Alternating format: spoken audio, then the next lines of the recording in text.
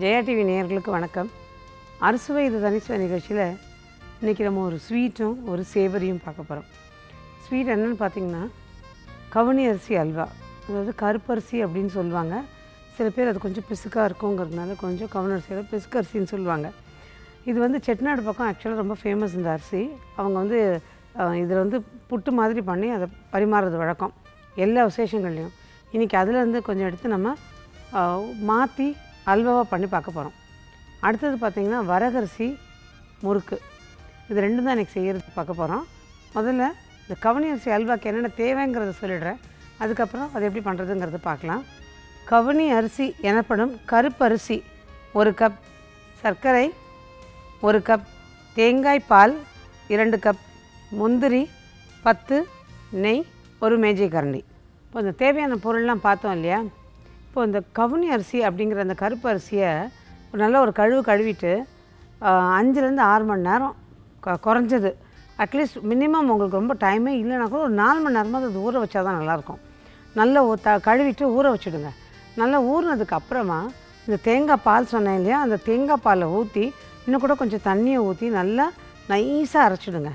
நல்லா அரைச்சிட்டதுக்கு அப்புறமா இது நல்லா இந்த ரசம் மாதிரி இருக்கும், இந்த மாதிரி தண்ணியாக கரைச்சி வச்சுக்கணும். இது நல்லா தண்ணியாக கரைச்சி அந்த தேங்காய் பால் ஊற்றுனது இல்லாமல் இன்னும் கூட கொஞ்சம் தண்ணி ஊற்றி கரைச்சி வச்சுக்கணும். இப்போது கொஞ்சமாக நெய் ஊற்றி முந்திரியை வறுத்து எடுத்துக்கலாம்.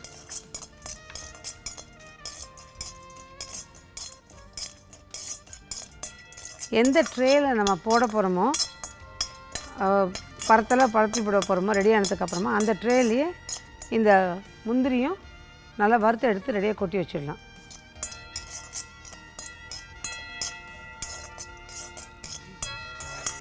அந்த முந்திரி வறுத்தது போதும், இதை அந்த ட்ரேயில் கொட்டிடுறேன். லேசாக இளம் வறுப்பாக வறுத்தா போதும் அது.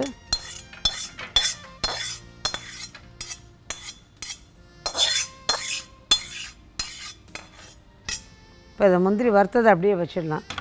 இப்போது இந்த பாத்திரத்தில், அதே பாத்திரம், சும்மா நீங்கள் 4 பாத்திரம் மாற்றணும்னு அவசியம் கிடையாது, அதே பாத்திரத்துலையே சர்க்கரையில் பாதி அளவு தண்ணி, எவ்வளோ சர்க்கரை போடுறோமோ அதில் பாதி அளவு தண்ணி போட்டுட்டு தீயை குறைச்சி வச்சுடுங்க. ஏன்னா நிதானமான தீயில் அது நல்லா உருகணும். அதனால் தீயை குறைச்சி வச்சு இதை கொஞ்சம் நல்லா உருகி ஒரு கம்பி பதம் வர வரைக்கும் கொதிக்க விடணும். இது கொஞ்சம் தண்ணி கூட ஊற்றினாலும் பரவாயில்ல, ஆனால் அந்த பதம் வர அளவுக்கு நம்ம கொதிக்க விட்டால் தான் இது கரெக்டாக இருக்கும். சர்க்கரை நல்லா கரைஞ்சிருக்கு. இந்த சர்க்கரை கரைஞ்சி ஒரு கம்பி பதம் வரணும். அந்த சர்க்கரை கரையிற மட்டும் தீயை குறைச்சி வச்சுருங்க. ஏன்னா சர்க்கரைக்கு தண்ணி நம்ம அளவாக தான் ஊற்றிருக்கோம். அதே மாதிரி குறைச்ச தீயிலே வச்சு பாகு பார்த்தீங்கன்னா தான் கரெக்டாக அடுத்தடுத்த ஸ்டேஜ் பாகு பதம் பார்க்க முடியும். நீங்கள் அரை கம்பி பதம்னு பார்த்துக்கிட்டே இருக்கும்போதே அடுத்து ஒரு கம்பி பதம் போடும், ஒரு கம்பி பதம்னு பார்த்துக்கிட்டு இருக்கும்போதே அடுத்த ஸ்டேஜுக்கு வந்துடும். அதனால் டக்குன்னு இது அடுத்தடுத்த ஸ்டேஜுக்கு வர்றதுனால தீயை குறைச்சி வச்சு கரெக்டாக நம்ம பதம் பார்த்துக்கணும். தீயை குறைச்சி வச்சிங்கன்னா தான் சர்க்கரை நல்லா உருகும். நல்லா ஓரளவுக்கு மிதமான தீயில் வச்சு நல்லா குறைச்ச தீயில் வச்சு சர்க்கரை உருகினதுக்கப்புறமா மிதமான தீயில் வச்சு நம்ம இந்த சர்க்கரை பாகை செக் பண்ணிக்கலாம். இப்படி தூக்கி ஊற்றினா நல்லா தெரியும் அந்த பழக்கத்தில். ஆனால் பழக்கம் இல்லாதவங்களுக்கு கஷ்டங்கிறதுனால இந்த சர்க்கரை பதம் வந்து இப்படி பார்த்திங்கன்னா உங்களுக்கு சரியாக இருக்கும். இது அடுத்தடுத்த ஸ்டேஜ் போயிடும். இது நல்லா ஒரு கம்பி பதம் வந்துடுச்சு. இந்த ஸ்டேஜில் அரைச்சி வச்சுருக்கோம் இல்லையா, பால் ஊற்றி அதை ஊற்றிட்டு, இது அரிசி சேர்த்து நம்ம அரைச்சி பண்ணுறதுனால சட்டுன்னு உங்களுக்கு கெட்டிப்பட ஆரம்பிச்சிடும். தொடாவாமல் அப்படியே விட்டுட்டிங்கன்னு வச்சுக்கோங்க, கீழே செட்டில் ஆகிடும். ரெண்டாவது நம்ம கிளறிக்கிட்டு இருக்கும்போதே பார்த்திங்கன்னா உங்களுக்கு கொஞ்சம் சூடு, அந்த தண்ணி சூடு ஏற ஆரம்பித்த உடனேயே நல்லா கெட்டியாக வர ஆரம்பிக்கும். அந்த ஸ்டேஜ் வரைக்கும் நீங்கள் தீயை ஜாஸ்தி பண்ணி விடாமல் கிளறிக்கிட்டுருங்க. அதுக்கப்புறமா தீயை குறைச்சி நம்ம கிளறலாம். இப்போ பாருங்கள், கொஞ்சம் குழகுழப்பு தட்ட ஆரம்பிச்சிருக்கு பாருங்கள். நம்ம ஊற்றின தண்ணி இதெல்லாம் நல்லா சேர்ந்த மாதிரி அந்த அரிசி சேரவும் பார்த்திங்கன்னா தெரியும், நல்லா குழகுழன்னு வர ஆரம்பிச்சிருக்கு.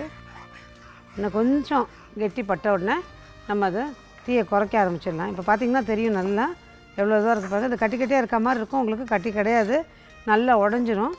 அதனால் இதை இப்போ பாருங்கள் கெட்டிப்பட ஆரம்பிச்சிருச்சு. இனிமேல் இன்னும் கொஞ்சம் நல்லா ஒரு 2 கிளறிட்டு தீயை குறைச்சி வச்சிடலாம்.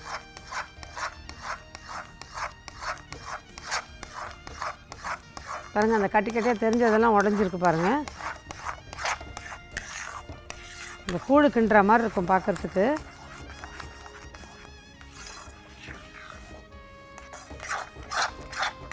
தீயை குறைச்சிடுறேன்.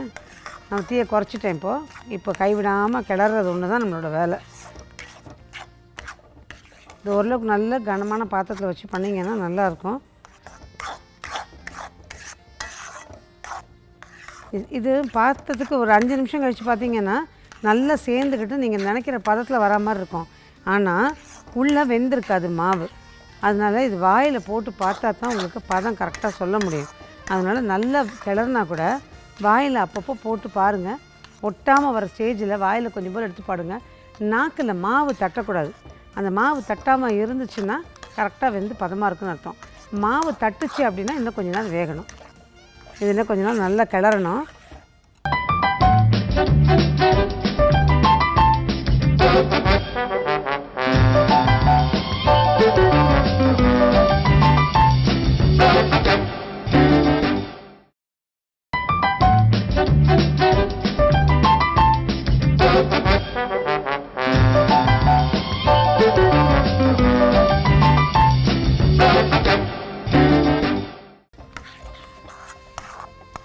பார்த்தீங்கன்னா நல்லா சேர்ந்த மாதிரி வந்திருக்கு பாருங்கள், கட்டி கிட்டி தட்டாமல். இப்போ இப்படி இருக்குது. இதை எடுத்து கொட்டினா வெந்திருக்குமா, துண்டு போட வருமானு எல்லாம் யோசிக்கலாம். அரிசியோட தன்மை எல்லாருக்கும் தெரிஞ்சது தான். இந்த அரிசியில் நம்ம சாதாரணமாகவே பச்சை அரிசி அந்த மாதிரிலாம் கிளறினோன்னா கூட, இந்த தேங்காய் பால் அல்வான்னு கிளறுவோம் இல்லையா, வெல்லம்லாம் போட்டு, அந்த மாதிரி அல்வா கூட நீங்கள் பார்த்திங்கன்னா இப்படி தான் இருக்கும். ஆற நல்லா இறுக்கிக்கிட்டு செட் ஆயிடும். இப்போது நம்ம வறுத்து வச்சுருக்கோம் இல்லையா முந்திரி, அதை இதில் சேர்த்துடலாம்.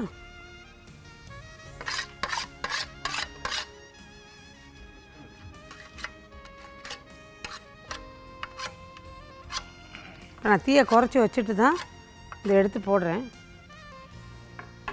இது இதிலே இருக்கட்டும். இப்போ தீயை கூட்டிகிட்டு நம்ம கிளறிடலாம். இப்போ லாஸ்ட்டில் கொஞ்சம் நெய். இதுக்கு நெய் ரொம்ப வேண்டாம். அதே மாதிரி நான் ஏலக்காய் போடல. இதுக்கு அதனோட ஒரிஜினல் ஃப்ளேவர், இந்த நெய் ஃப்ளேவர் இது தேங்காய் பாலில் பண்ணுறதுனால, சேர்த்து பண்ணுறதுனால அதுக்கு ஒரு வாசனை வரும். அதனால் அதுவே போதும் நமக்கு. வேணும்னு விருப்பப்படுறவங்கன்னா ஏலக்காய் போட்டுக்கலாம்.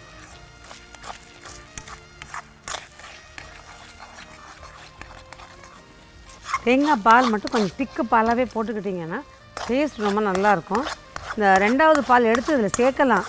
ஆனால் பால் வந்து நல்ல திக்கு பால், ஃபஸ்ட்டு பால், 2வது பால் கொஞ்சமாக தண்ணி ஊற்றி அரைச்சிக்கங்க. அந்த மாதிரி கொஞ்சம் 2 தடவை அரைச்சி எடுத்துக்கோங்க. நல்ல திக்கு பால் அதுக்கு பயன்படுத்துனீங்கன்னா நல்லா வரும். அந்த டேஸ்ட் ரொம்ப நல்லாயிருக்கும். அது மாதிரி இது உடனே துண்டு போட முடியாது. இது கொஞ்சம் டைம் ஆகும். நல்லா ஆறுனா தான் துண்டு போட வரும். இப்போ ரெடி ஆகிடுச்சு. அந்த முந்திரி வறுத்து போட்டிருந்தோம் இல்லையா, அதில் நெய் பழுந்த பக்கமாக நான் அதில் பண்ணுறேன். பிளேட்டில் நெய் தடவைனா கூட கவலைப்பட வேணாம். இது வந்து சட்டுன்னு ஒட்டாது. பார்த்திங்கன்னா ரெடி பண்ணி ட்ரேயில் கொட்டி நல்லா சமப்படுத்தி வச்சிட்டோம். இப்போ இது ஆறின உடனே உங்களுக்கு துண்டு போட ஈஸியாக இருக்கும். இந்த அல்வாவை பொறுத்த மட்டும் நீங்கள் நல்லா ஆறுனதுக்கப்புறம் துண்டு போட்டிங்கன்னா ரொம்ப சௌரியமாகவே இருக்கும். நல்லா வந்துடும். அந்த துண்டு போட வருமா வராதான்னு பயப்பட வேண்டாம். கரெக்டாக வந்துடும். அது அதே மாதிரி நம்ம முந்திரி கொட்டி கலந்துருக்கோம், வறுத்த முந்திரியை. நீங்கள் வறுத்த முந்திரியில் பாதியை எடுத்து வச்சுக்கிட்டு இது மேலேயே நல்லா தூவி அழுத்தி விட்ருங்க. அதுக்கப்புறமா துண்டு போடும்போது பார்க்க ஒவ்வொரு துண்டு மேலேயும் அந்த முந்திரி அழகாக தெரியும். இப்போ நம்ம பார்த்தா இந்த கவுனி அரிசி அல்வாக்கு ஒரு சின்ன ரீகேப். கவுனி அரிசியை நல்லா கழுவிட்டு 4லேருந்து 5 மணி நேரம் ஊற விட்டுருங்க. ஊறினதுக்கப்புறமா தேங்காய் பாலை சேர்த்து நல்லா நைஸாக அரைச்சிக்கோங்க. தண்ணி ஊற்றி, தேவையான அளவு தண்ணி ஊற்றி அதில் நல்லா ரசம் மாதிரி கரைச்சி வச்சுக்கோங்க. ஒரு கடாயில் நெய் போட்டு அந்த நெய்யில் கொஞ்சம் முந்திரியை வறுத்து இந்த ட்ரேயில் எடுத்து போட்டு வச்சுருங்க. தண்ணியை, அதாவது சர்க்கரையில் பாதி அளவு தண்ணியை ஊற்றி அதுக்கப்புறம் சர்க்கரையை அதோடு போட்டு பதம் வர வரைக்கும் கொதிக்க விடுங்க. அதுக்கப்புறமா இந்த அரைச்சி வச்சுருக்க கரைசலை அதில் ஊற்றி நல்லா விடாமல் தீயை குறைச்சி வச்சு கிளறிட்டே இருங்க. அது கெட்டிப்படும்போது மாவை வாயில் எடுத்து போட்டு பார்த்து மாவு வெந்திருந்ததுன்னா அதுக்கப்புறம் நெய்யும் வறுத்த முந்திரியும் போட்டு அதோடு நல்லா கலந்துக்குங்க. கலந்துக்கிட்டு அதுக்கப்புறம் இந்த ட்ரேயில் கொட்டி சமப்படுத்தி விட்டுருங்க. ஆறுனதுக்கப்புறமா நல்லா துண்டு போட்டுக்கலாம்.